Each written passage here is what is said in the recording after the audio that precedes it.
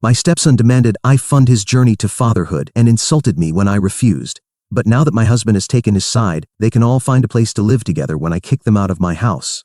Let me tell you about the worst argument I've ever had in my life, and I hope you, strangers on the internet, can give me an objective perspective. Honestly, I don't know if I did the right thing or if I've become the villain in this story. Here goes.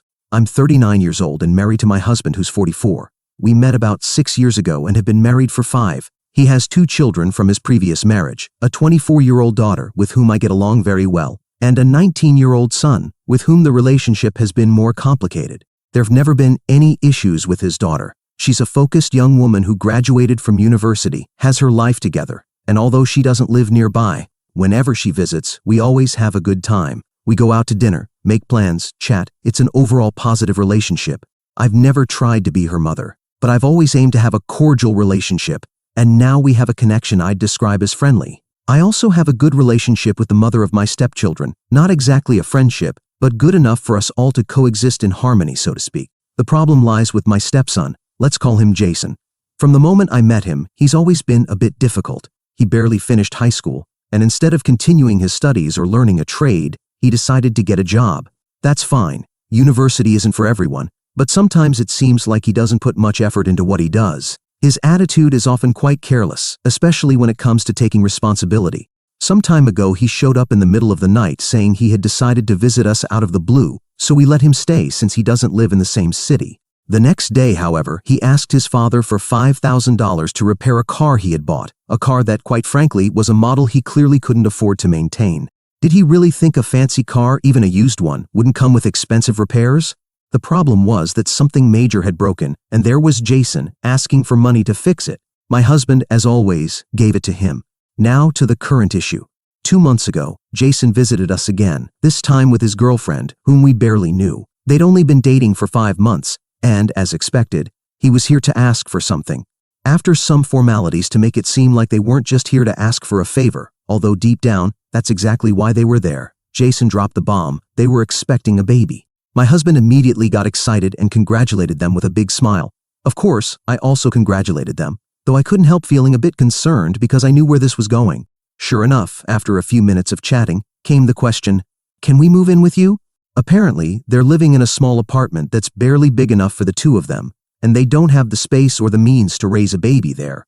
Jason is working but doesn't earn much, and his girlfriend doesn't work because she wants to stay home during her pregnancy and later be a stay-at-home mom. That already gave me bad vibes, but I kept my composure.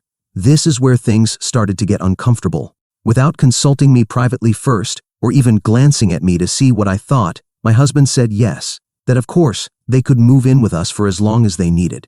There's just one problem. The house is mine. I bought it long before we got married. When we met, my husband was renting, as he had gone through a divorce and was saving money to send his kids to college. Although we share everything as a couple, the house has always been in my name. He helped his daughter with college by covering part of her tuition, while the money intended for his son's education was used to help him get started after high school. That didn't last long, as I've already suggested, because Jason isn't the best at managing money. Before saying anything, I asked if the pregnancy had been planned. I thought it was a reasonable question given the situation. Jason, with a grin as if it were a joke or something funny, told me it had just happened, but that they wanted to be parents. The reason we got here was that his girlfriend had to switch birth control pills for medical reasons.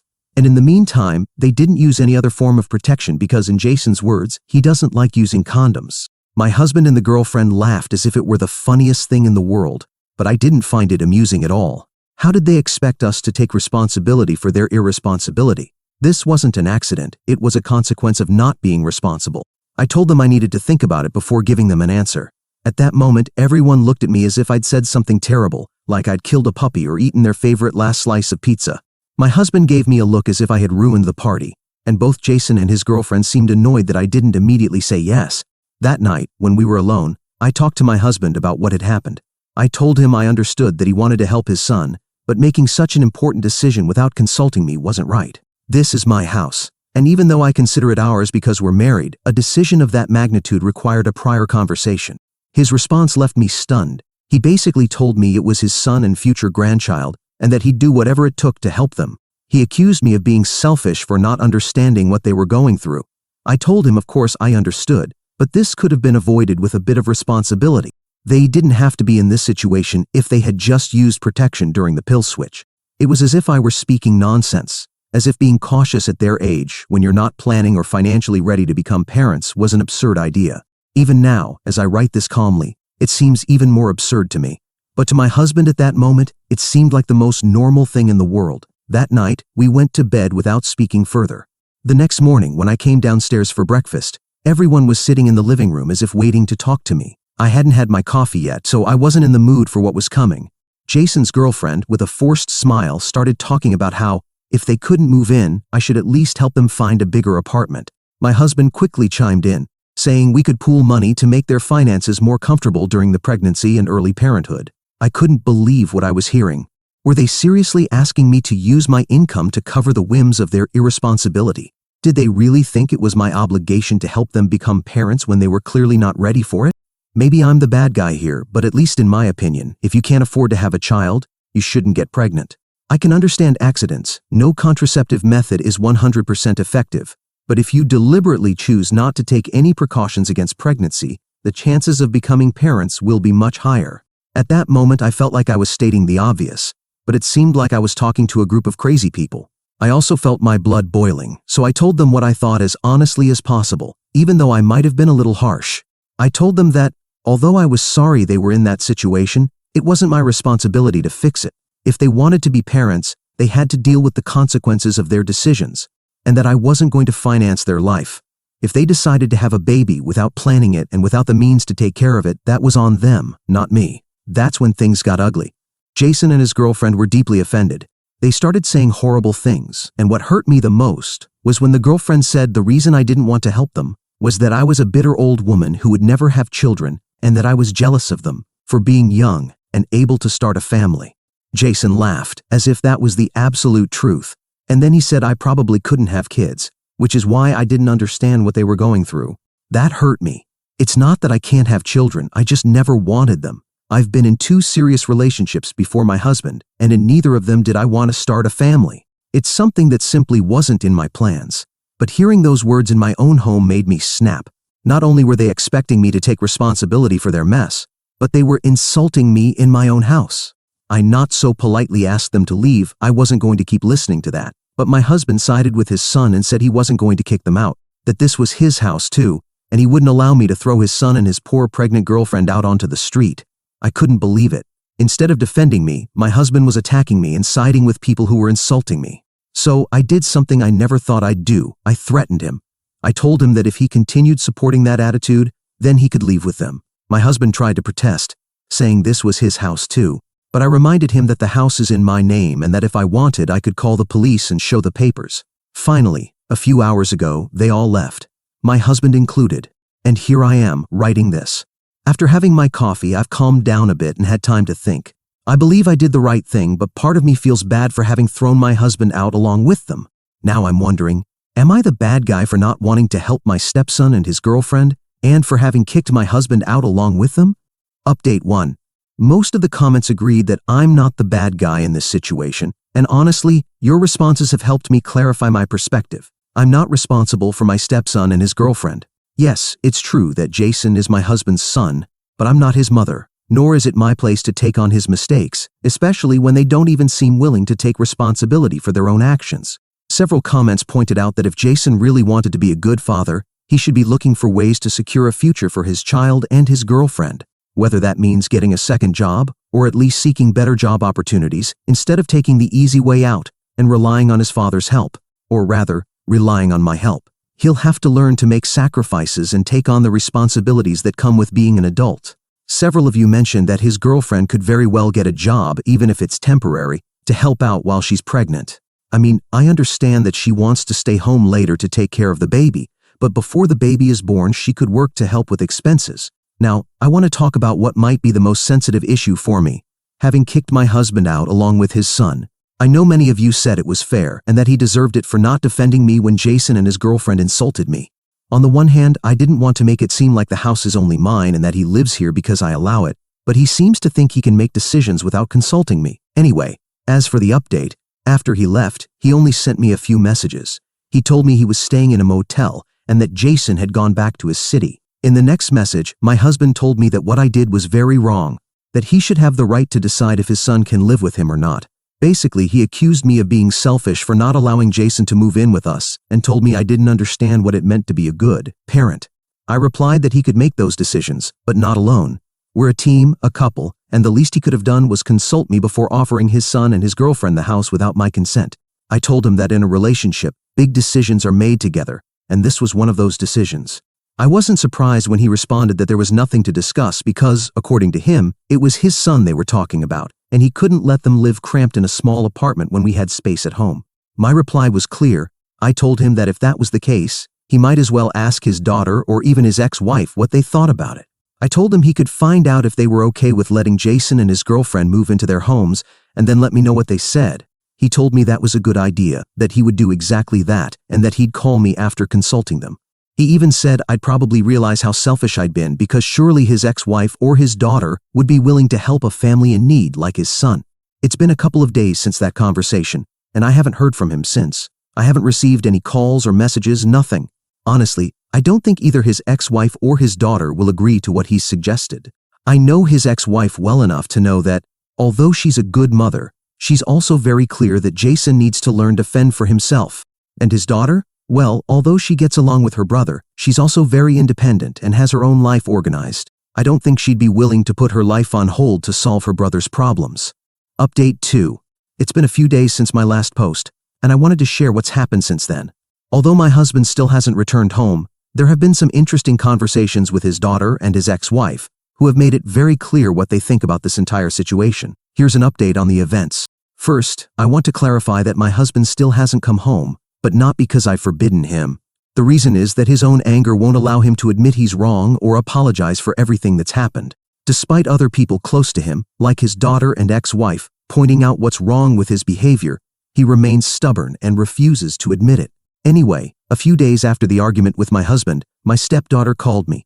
She had heard about what happened after her father called her to complain about my behavior. According to what she told me, my husband called his daughter to vent and complain about how I had treated him. He explained the situation from his point of view, basically describing how I refused to let Jason and his girlfriend move in with us and how I kicked him out of the house. What my husband didn't expect was his daughter's reaction. According to her, she yelled at her father as soon as he finished recounting the events. She was completely against him and couldn't believe what he had done. She reproached him for not consulting me before offering the house to Jason and his girlfriend. After yelling at him for a while, my husband asked if she would be willing to let her brother live with her. Her answer was a resounding no. She explained essentially the same reasons I had mentioned earlier. She also said she didn't want her personal life to be affected by her brother's lack of planning and responsibility. It seems my husband didn't expect that response, but he didn't have much to say in return, and the conversation ended there. My stepdaughter told me she completely understood what I was going through and had no issue with my stance. In addition to speaking with my stepdaughter, I also received a call from his ex-wife. It's not very common for us to talk, but our relationship has always been cordial. I was a little surprised she reached out, but she explained that she wanted to apologize for her ex-husband's behavior. She told me she wasn't surprised by what had happened and that she completely understood how I felt. During the conversation, his ex-wife shared something interesting. My husband has a history of making impulsive decisions when they were married. Apparently, this isn't the first time he's made significant decisions without consulting the person he's sharing his life with. She gave me a couple of examples that left me quite surprised. One of those examples was when he decided to change jobs without mentioning anything to his ex-wife first. She told me that one day, he simply came home and told her he had quit his current job because he had accepted an offer for another one, without discussing with her the implications this would have for the family. The decision significantly impacted their finances for a while, but he didn't seem to have considered the consequences. Apparently, the new job didn't pay as much as the old one, but according to him, it had more potential for growth in the future, which ultimately turned out to be true. But a decision like that should at least have been discussed. Another example was when my husband decided to enroll in a rather expensive course without discussing it with her first. This happened while they were still paying off their mortgage and had 2 children depending on them. The course wasn't strictly necessary for his job, but rather something he wanted to do out of personal interest. However, the cost of the course was high, and his unilateral decision to enroll created tension between them. Then, when my husband asked if she would be willing to let Jason and his girlfriend live at her house, the ex-wife said no and explained her reasons, which were quite similar to mine and his daughter's. She stated it wasn't her responsibility to take care of a young adult and his partner, who didn't seem to be making the right decisions to secure a stable future. At the end of the conversation, the ex-wife told me the best thing my husband could do was apologize to me. She explained that, while my husband had always been impulsive, what he had done this time was particularly bad, even for him. It's been 4 days since those calls, and I still haven't heard anything from my husband. Not a call to apologize, not a message to insist he was right. And honestly, I'm not expecting him to do so, at least not anytime soon. It's clear why he hasn't called me. I'm not sure what will happen from here. Update 3. It's been 3 weeks since my last update, and things haven't improved at all. In fact, things have gotten even more complicated for everyone involved. I've been waiting for my husband, though at this point, I don't know if I should refer to him as my ex-husband, to make an effort to try to fix things. But the conversation we had yesterday made it clear there's no going back. Just a day ago, I received a call from him. At first, it was a very casual chat. He asked how I was, how things were going, if everything in the house was fine. I was a bit surprised that he started the conversation so calmly, as if it hadn't been weeks since everything had blown up. I limited myself to responding cordially, keeping things neutral and avoiding any kind of conflict. However, it didn't take long before he lost patience. Suddenly, the tone of the conversation shifted, and he told me that I should be the one apologizing to him. According to him, this time apart should have served for me to reflect and realize that accepting Jason and his family into our home was the right thing to do. He said enough time had passed, and by now, he expected me to understand his position. I responded calmly, telling him that I hadn't reflected in the way he imagined, and that I still thought the same as before. I explained that if anyone should apologize for what happened, it was him. I reminded him that he had made decisions without consulting me, and that he had disrespected not only me but also our relationship. It was then that my ex-husband told me there was nothing to apologize for. According to him, he was still convinced he was right, and that any reasonable person could see that. He said it was obvious that wanting to help his son was the right thing to do, and that I was being completely irrational. Throughout the entire conversation, he made it clear he wasn't willing to budge even a little from his stance. At that point, seeing that he remained firm in his position, I decided to ask him a question that, honestly, I thought might make him reflect a little. I asked him if, at any point, he had spoken to his daughter or his ex-wife to ask their opinions about letting Jason stay at their respective houses. I asked in a way that didn't reveal I had already spoken with both of them, because I wanted to see if he would dare lie to me. His response was quick and direct. He didn't see the point of calling them. He told me that, at the end of the day, he was Jason's father, and he didn't need to seek the opinions or help of others to make decisions regarding his own son. According to him, if his son was in a tough situation, it was his duty as a father to help him, and he didn't understand why he should involve his daughter or ex-wife in the matter. What I found ironic, and couldn't let slide, was that he was saying all of this when, in reality, his own son Jason didn't seem to have learned that lesson. It was clear to me that if my ex-husband truly believed it was so important for a parent to help their child without involving others, then Jason should have learned to take responsibility for himself, something he clearly wasn't doing.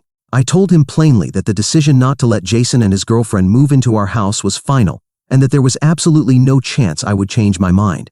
I reminded him of the reasons why I refused to allow Jason and his girlfriend to move in, and I made it clear there was no point in repeating them since he didn't seem willing to listen.